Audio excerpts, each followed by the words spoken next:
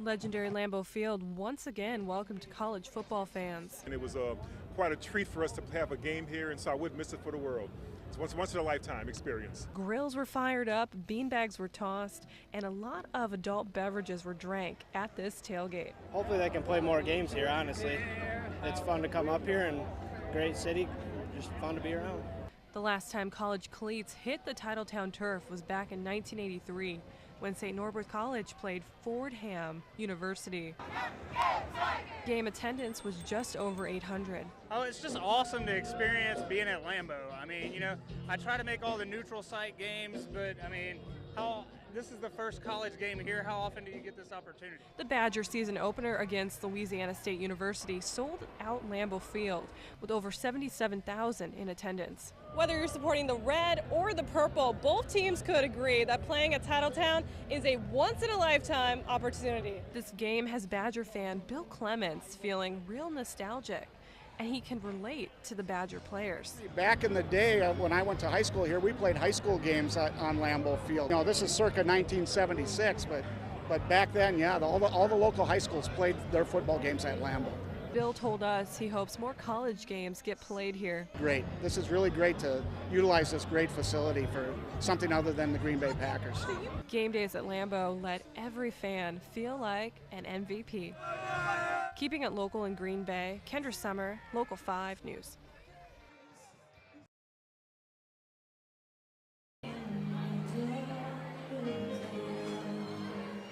But I know that it makes her feel even more beautiful, and the attention is just everything she deserves.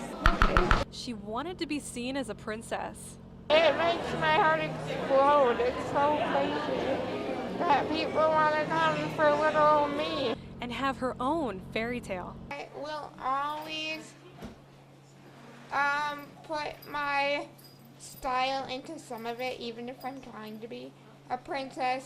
Just like the ones she's grown up watching. When I got my first surgery and I was like 8, so, and then I just made the decision. A poofy gown, a glam squad, and a limo to whisk Jerica off to her ball. We took a route, kind of a long route to get here just so that she can enjoy it. A parade of squad cars led her limousine to the Grand Meridian. To support her before she goes. My daughter's watching over Jerica, and Jerica's really excited to meet my daughter. Jerica has shown so many people bravery and leaves a legacy within the spinal muscular atrophy community. People overlooked getting a tear for it. A local community giving a storybook ending to their princess.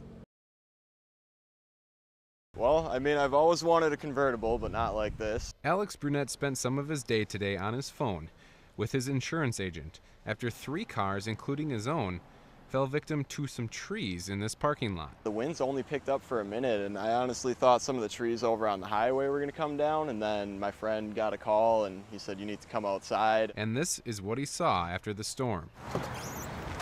Just a lot of broken glass. Damage like this is not uncommon with these types of storms. With the rain showers this weekend, the soil was a little bit wet, and you get a wind gust from 60 to 70 miles per hour, and trees are going to be uprooted. Luckily, there was nobody that was hurt or anybody that was sitting inside of their cars, because it could have been a lot worse than what this is. Just a couple blocks away, another tree found its way into this garage. Just a huge crack. I go, that wasn't thunder. Bill Landry lives 2 houses down from here, and he was outside just before the storm hit and went back out right after it passed to see what had happened. So I got to go out and log. So I went out and picked it up, and then I looked over and I go, holy moly. Neighbors say all of this had happened so fast. The owner of this house tells me that she was going to have the tree removed from her property within the next 2 weeks. But even though this was the outcome, the good news is that nobody was hurt. That's the one good thing. Nobody was injured. That's what I told her.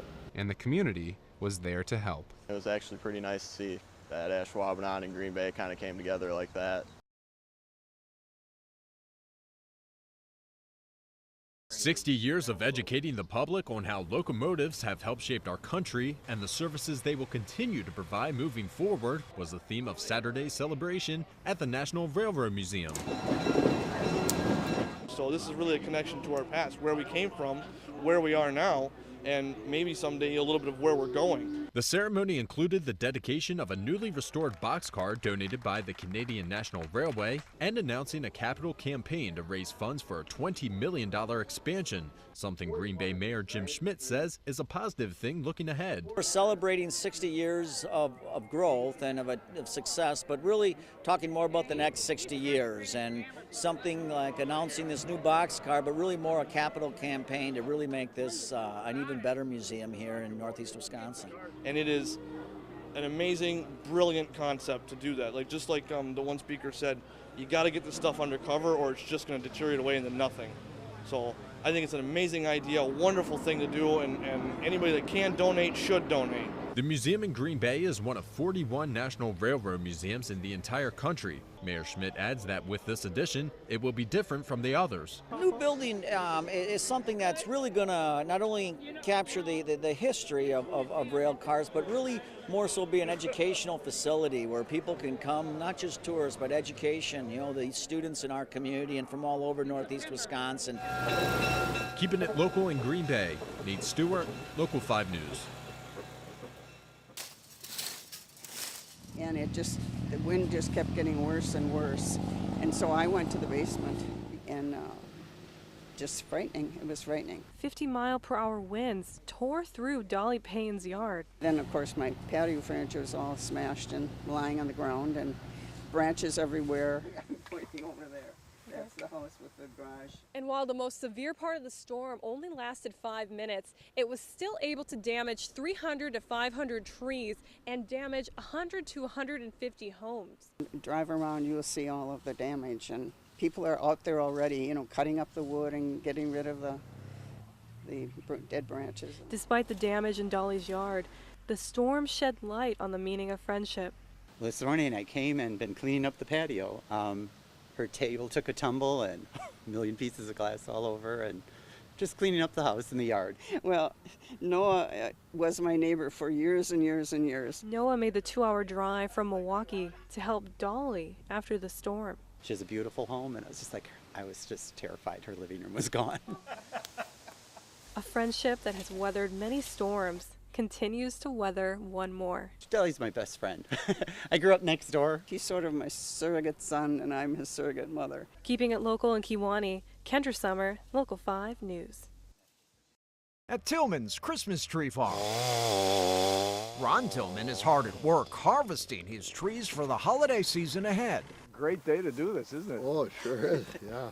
Wow, couldn't be better. But as he readies his crop for sale at Christmas tree lots, Tillman sets some aside, trees for donation, to the Trees for Troops program, which this Navy veteran has supported the last 10 years. When you're in the service, you really appreciate some of the old traditions and things you did at home, and it makes you feel good, and we're real happy to be able to do it. That's the least we can do. For 12 years, this program has been collecting trees from growers all across the nation. Last year, 18,000 trees were shipped off to troops. It's just an amazing reminder of home and that the people at home support them. Since 2005, 176,000 of these fresh-cut reminders of the holidays have been gifted to servicemen and women serving in all 5 branches of the military, stationed at 65 bases in the U.S. and overseas.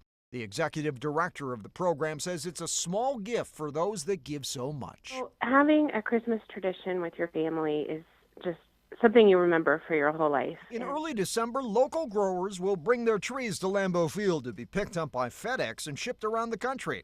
Tillman says as long as he's growing trees, he'll donate the Trees for Troops. I'm happy to be able to do it, and I think everyone else is. Keeping it local in Luxembourg, Chris Schuler, Local 5 News. Never seen anything like this, you see stuff on the news and then that happened, right next door. John Sawal of Lebanon just lives feet from where a house was moved off its foundation. Well, you see that and it's like, holy cow, and to have somebody in there and be all right through that is just amazing. It's here that a weak EF0 tornado ripped through the area, causing damage to homes, knocking out power and knocking down trees. Not far away in Black Creek, people are cleaning up the mess straight-line winds left behind. Pretty devastating. It took a lot of trees down, Little damage on the roof, a little damage to one of our storm doors. Both Tim Velt and David Mark spent their day cleaning up branches, but David had to deal with another problem. A lot of people talked about the silo roof, but the wind came along and it was about 3:15. She blew off, was laying on the road. What's left of the silo roof was one big mess. But last night's storms also raised concerns about warnings. We had no warning at all. We have a little weather radio in the house, and that didn't even have warnings on it. We were actually outside here when the sirens went off, and by then it was done. About 10 minutes before the alarm went off, the patio tables and everything else were flying off, and the branches were landing alongside the house.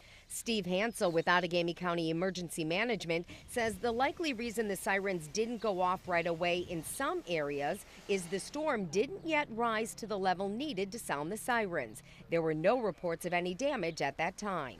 Jeff Last with the National Weather Service says everyone in the tornado warning area with a weather alert emergency radio should have heard an alert. Seems like some didn't go off. I don't know if there was a problem with the broadcast station, but the fact that some radios went off and some didn't is something that our electronics staff will have to look at. Jeff says that's why everyone should have multiple sources for alerts. They should never rely on just a weather radio or just an outdoor siren.